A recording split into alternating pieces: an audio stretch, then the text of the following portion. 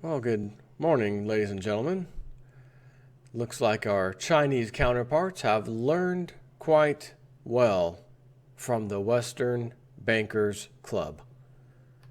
Chinese investors find out they got fleeced by a $7 billion Ponzi scheme. Keeping in mind, what was his name? Bernie Madoff? $50 billion Ponzi scheme. Federal government, uncountable trillions Ponzi scheme. But you're not the government, so you don't count. Same with you Chinese companies over here. And they have a little YouTube video. I'm going to do a rough Chinese translation for you at the end of this video. And no, I don't speak a damn word of Chinese. But I'm going to tell you what's being said anyways. According to Zero Hedge, it says, when it all comes down to all things in China, or all things China, the old adage, go big or go home, certainly applies. The country's monumental expansion in the wake of the financial crisis was financed by borrowing on a massive scale, as the country's debt burden rose from just $7 trillion in 2007 to more than $28 trillion today. Now, I'm curious, is that $1 trillion or trillion renminbi or yuan or whatever you want to call it? I think they're talking US dollars here. Last year, at the peak of the country's equity bubble, margin financing outstanding amounted to 18% of the what they call the SH comps or SCOMPS free float market cap, also big. When the People's Bank of China moved to devalue the yuan last August, Beijing ended up triggering an enormous amount of volatility that reverberated through global markets and culminated with an 8% one-day decline for the SH comp on August 24th and a 1,000-point drop in the Dow the same day. Again, big. On Monday, we got the latest big news out of China when Beijing announced it had arrested 21 people over a $7.6 billion peer-to-peer, if you will, or P2P fraud by, I guess this guy's name is Ezu Bao. 900,000 people, almost a million, defrauded, making the fiasco the biggest Ponzi scheme in history by the number of victims. Ezo Bao's motto was simple. It is the same simple motto of all Ponzi schemes. They pitched the business as a P2P lending company through which investors could fund a variety of projects. The problem, 95%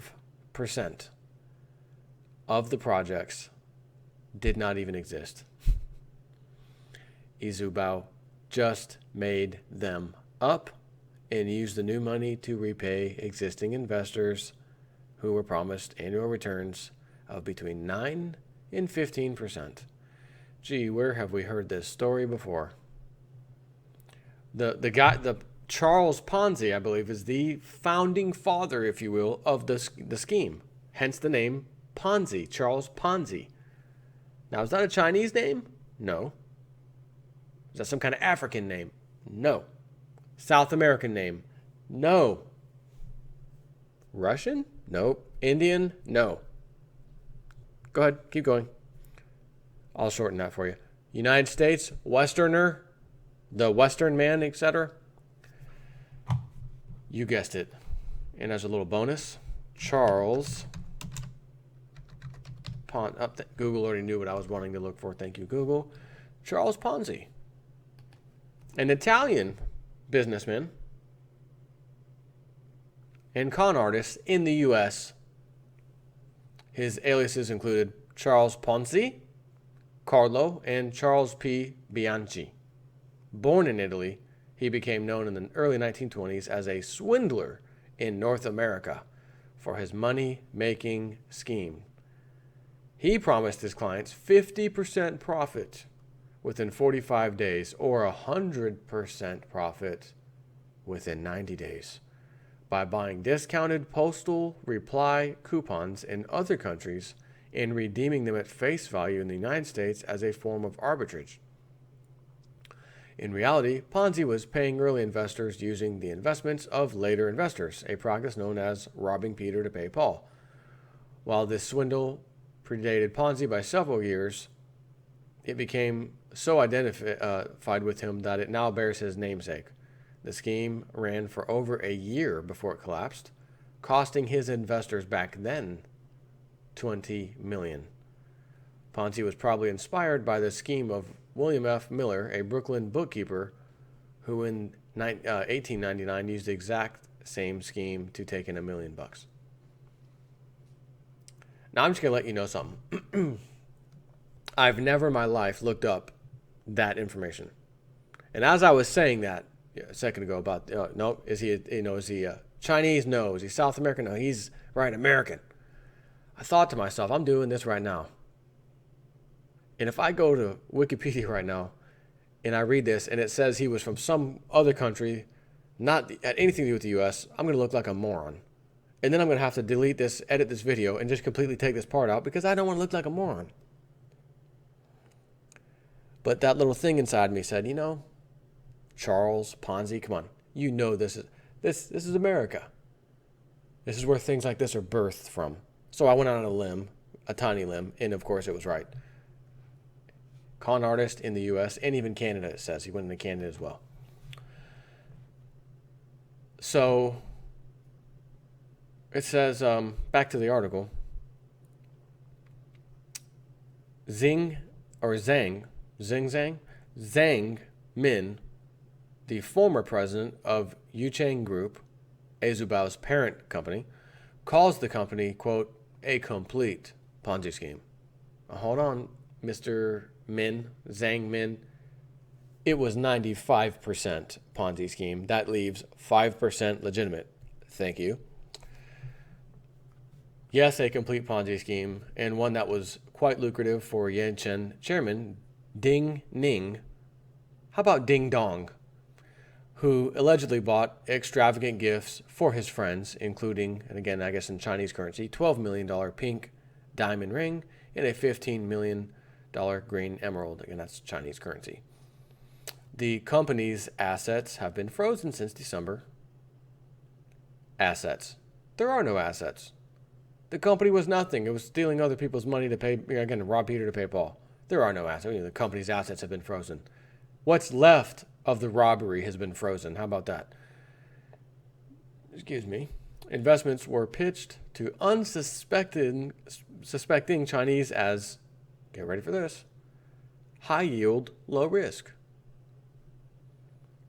According to more than one suspect who confessed,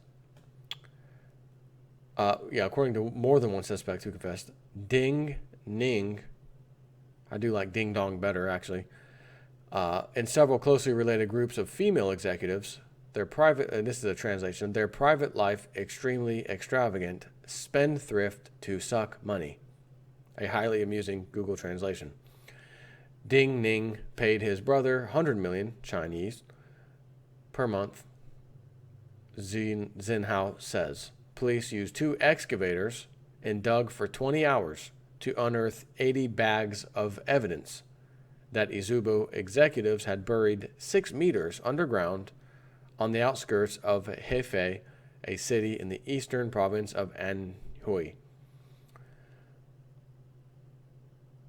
I think he meant to write one, not on. One thing we've discussed at length over the past year is the extent to which China is teetering on the verge of social unrest. Between the stock market meltdown, the cratering economy, which will inevitably or invariably lead to massive job losses, Chinese policymakers are going to have their hands full explaining what went wrong to the country's 1.4 billion people. You think we're going to have some problems in America with our 300 plus million, 320 whatever million. Could you imagine having to deal with 1.4 billion? Let's put that into perspective. I just said 330 million versus 1.4 billion. The 0.4 is larger than America. Again, equivalent to 4 billion, or million. 400 million. and they got a whole billion in front of that. Wow. Can you imagine? That's not going to be pretty to be over there. Needless to say, the revelation that 900,000 people were defrauded in a Ponzi scheme run through China's largely unregulated P2P space won't help matters.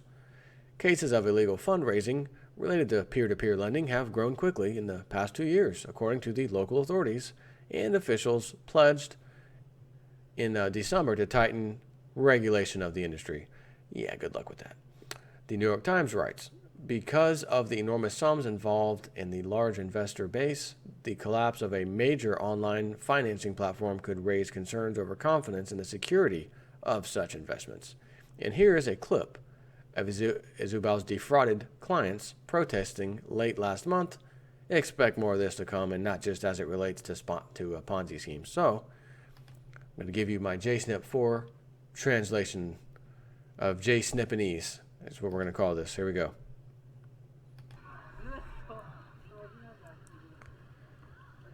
Police are coming in due to the protest. Time to shut the protest down. We have some defrauded Chinese citizens.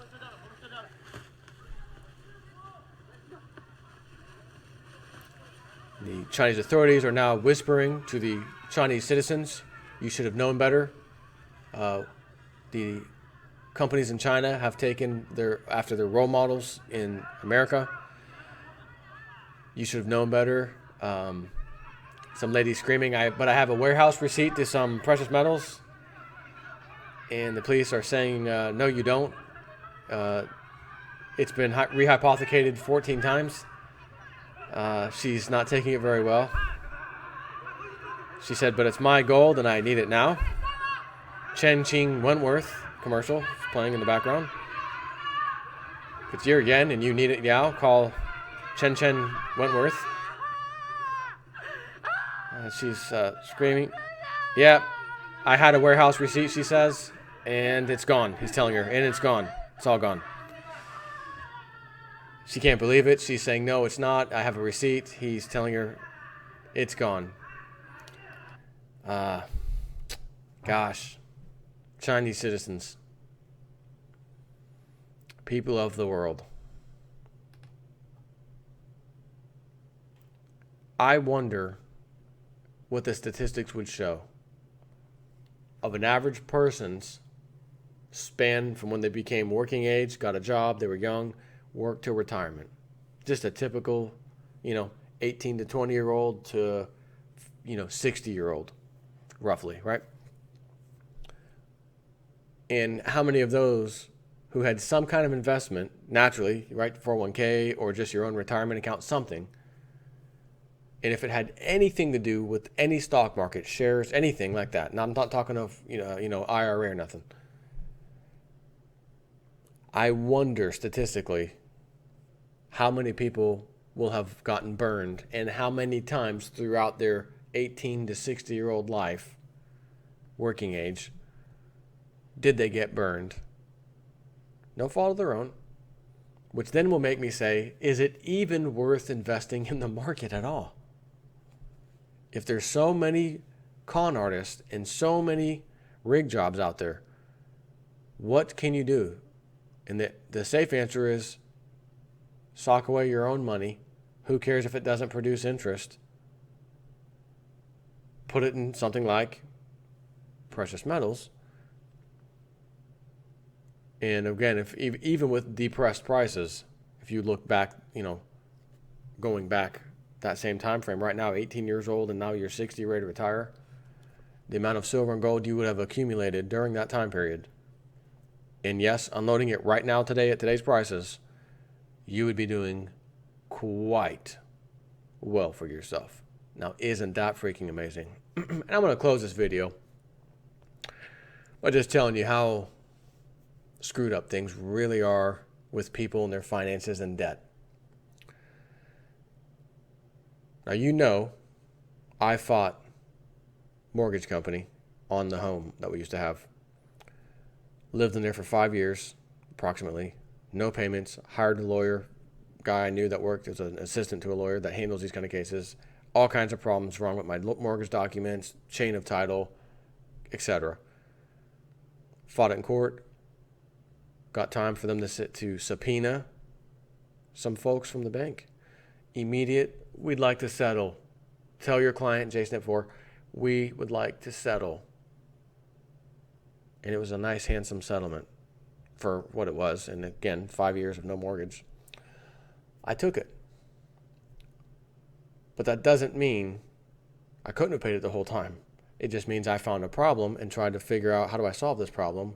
And the only solution was stop paying your mortgage and let them file the foreclosure lawsuit against you. Interesting. I tried to find out who the note holder was. Sir, you will have to sue us to find that information out. You're just the servicer of the loan, aren't you? Correct. Who are you giving my money to every month? Who owns that note? Who is this note holder? Your paperwork says note holder, note holder. Who is note holder, note holder? You will have to sue us for that. I said, nope. I'm going to stop making my payments, and you're going to have to sue me. Because I've already uncovered some fraud that you guys have done, and my title now being clouded to the house, etc. Anyways, so that's what happened with me. But more importantly, what I want to cover is society in this country, or the citizens in this country in general. We have 5% unemployment. It's great. Economy's turned around. Everything's great. Gas prices are lower. Great job. No. We know they've been blowing smoke. Revision, another revision, it was worse than terrible. Revision after that revision, worse than terrible. News doesn't post that. News posts the new details. Oh, great job report. Oh, okay. Next quarter, yeah, big revision. Those numbers were terrible. We lied. We can't use the word lied. Just a revision. That's all. So, point being, when I got my phone, it's been a few years ago now, and it was a company phone, but I ended up changing numbers and said, okay, fine, I got a new number. And, hey, is Brian Ramjon there? No, sorry, I got the wrong number. Oh, okay, thanks. Ring. Hello. This call is for Brian Ramjon. Your student debt, blah, blah, blah. Press 1 to talk to someone. 1. Hello? Yeah, listen, you got the wrong number. I've taken a phone. The phone came with the phone number, and it's Ryan Ramjon. I don't know who this is. Its phone's number's mine now. Can you get me off that list? Oh, okay, no problem. Do you have any idea how long I dealt with that? And then it would go away. Oh, okay, finally. Up, bling. Oh, Brian Ramjon. Son of a... wrong number. Doesn't exist. Okay. And I'm finally pleased to tell you, after a very long time of dealing with that, those calls have pretty much ceased to exist now. But, when we moved from the old house, as you know recently, to this new house we're renting, my wife says, probably wouldn't be a bad idea to get a home phone, through the Fios internet. Might as well just get one. Have, in case the kids, you never know, emergency, they can have quick access to a phone. Yeah, okay. No problem. Let's get a phone. Verizon, go ahead and give me that package, whatever you get. Give me that phone too. Okay, good deal. Here's your phone number, sir. Okay. Phone starts ringing. First day, it's turned on, of course. Bill collectors, somebody else. Bill collectors. This is a Fios internet phone number. Bill collectors. Bang. Nope, wrong number. Sorry. Nope, wrong number. Evelyn, check the mail today? Yeah. What's this on the counter? Who the hell is this person? What is this? Urgent matter. Tax information included. Debtor, so-and-so. Bill collector. Oh, speaking of the phone, 2 messages blinking today. It comes with an answering service on the cordless phone we got, a little answering machine. First call.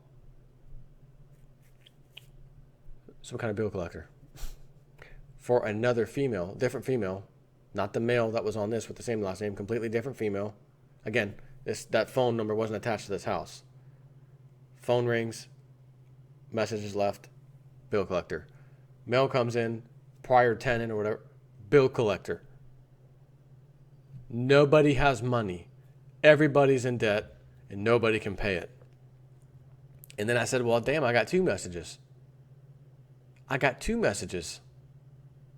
Wonder what the second one is. And the second one is a bonus, and you're going to hear it. You're going to love this one.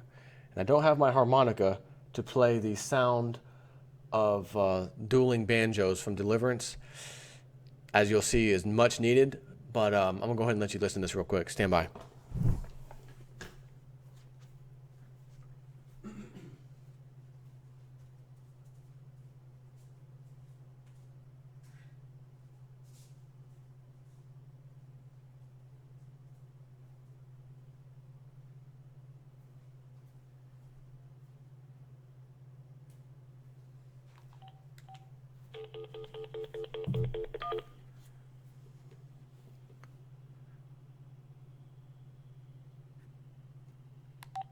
Maybe I've got to hold it down.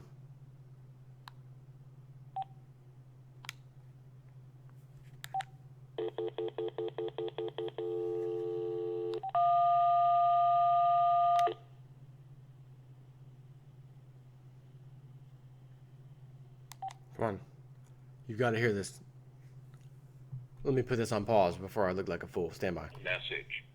Friday, 12:29 p.m. They're so cool. They are really cool. They had one of them named Kat. She had this purple wig, and she couldn't. The other girl couldn't. I can't remember the other girl's name, but she couldn't get it on. So I said, "Give me that. I'll get it on you." And she went in Walmart with a purple wig on. It's so cute.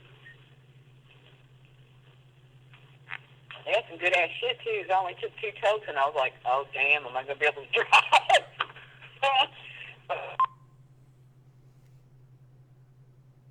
End of messages. Now, now, now, now, now, now, now, now, now. They had some good ass shit, some kind of pill. I only took 2 of them. Didn't know if I could be able to drive.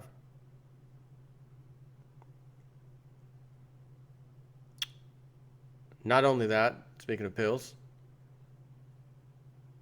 watching some TV last night with the wife. I said, you know, it's odd. If there were no pharmaceutical commercials anymore, the only other ones that I think I see anymore on TV are car commercials. They've always been around. I said, if you take away the pharmaceutical, what commercials are really left? There's nothing left. There's car commercials, and then 80%, 90, maybe 85, 90% pharmaceuticals. And then the other little bit of percentage car commercials. That's it. Pharmaceuticals and car commercials.